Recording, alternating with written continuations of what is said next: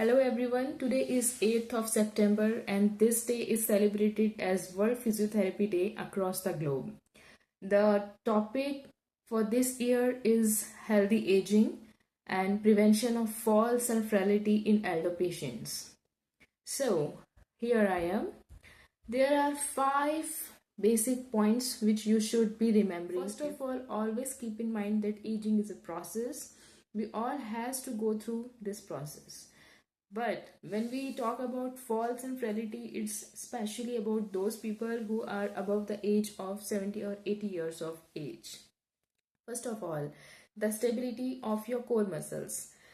Core means not only abdominals, but also your back muscles, your pelvic floor, and your diaphragm.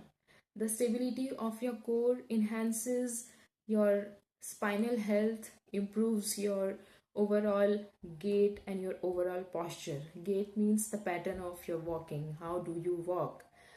Do you walk normal or do you have an abnormal walking pattern like tilting both sides or bending to one side or having pain during walking? So core stability plays an important role in ruling out it.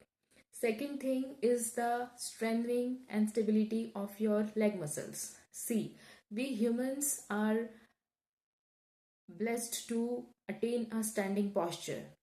हम humans को खड़े रहने के लिए जिन anti gravity muscles का use करना होता है वो एंटी ग्रेविटी मसल्स सिर्फ हमारे पैर के पंजों में नहीं है. काफ मसल्स से लेकर हैमस्ट्रिंग्स, क्वाड्रिसेप्स और हमारे कमर की मसल्स, हमारे हिप्स की मसल्स जिन्हें ग्लूट्स कहते हैं, उनका भी बहुत बड़ा रोल है. आपकी इन एंटी ग्रेविटी मसल्स का प्रॉपरली स्ट्रेंथन अप होना बहुत ज़रूरी है आपके फॉल्स को, आपके बार बार गिरने की प्रवृत्ति को रोकने के लिए. Number 3, cervical spine. Cervical spine एक ऐसा जॉइंट है, एक ऐसी मजबूत कड़ी है जो आपके सिर के भारी वजन को आपके एक्सियल स्केलेटन के ऊपर संभाल के रखती है.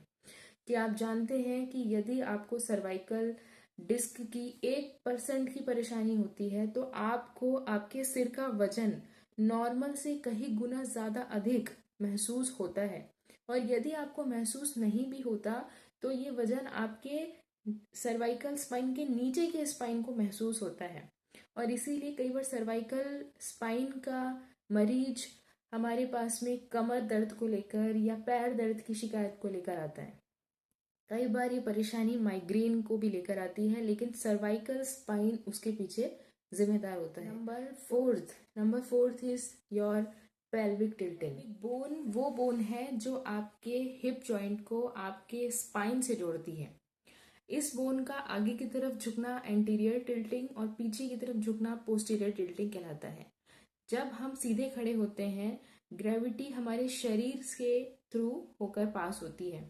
एक इमेजिनरी लाइन यदि हम ड्रॉ करें हमारे सिर से हमारे पैर तक, जो लाइन हमारी बॉडी से होते हुए ग्रेविटी की तरफ जा रही है, तो वो लाइन हमारे सैक्रोइलैक जॉइंट से पास होती है.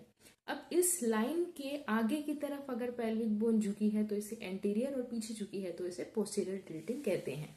कई बार देखा जाता है कि कमर दर्द के मरीजों में, गर्दन दर्द के मरीजों में या फिर बुजुर्ग व्यक्तियों में हड्डी की कमजोरी की वजह से या मांसपेशी की कमजोरियों की वजह से झुकाव होता है शरीर का आगे की तरफ या साइड की तरफ. ये सब बातें पोस्चरल एनालिसिस में आती हैं. जब एक फिजियोथेरेपिस्ट आपके पोस्चर को एनालाइज करता है तो वो आपके पेल्विक टिल्टिंग के ऊपर भी ध्यान देता है. और 5 इज माइंडफुल ब्रीदिंग. जी हाँ, यदि आपकी ब्रीदिंग माइंडफुल नहीं है, रिलैक्स्ड नहीं है, डीप नहीं है, तो आपकी लंग्स की जो ब्रीदिंग कैपेसिटी है वो over the age, over the time कम होती जाएगी. Breathing is a vital part. यदि आपकी ब्रीदिंग कैपेसिटी कम हो जाती है, आपके मसल्स को poor blood supply, poor oxygen supply मिलती है, तो no matter how much exercise you are doing, everything will get failed. So, mindful breathing, incorporating your breathing techniques, your breathing exercises along with your strengthening exercises, endurance exercises and coordination exercises is really going to help in order to prevent your falls and frailty. I hope and I wish that you will lead a healthy aging process with the help of physiotherapy. Happy physiotherapy day.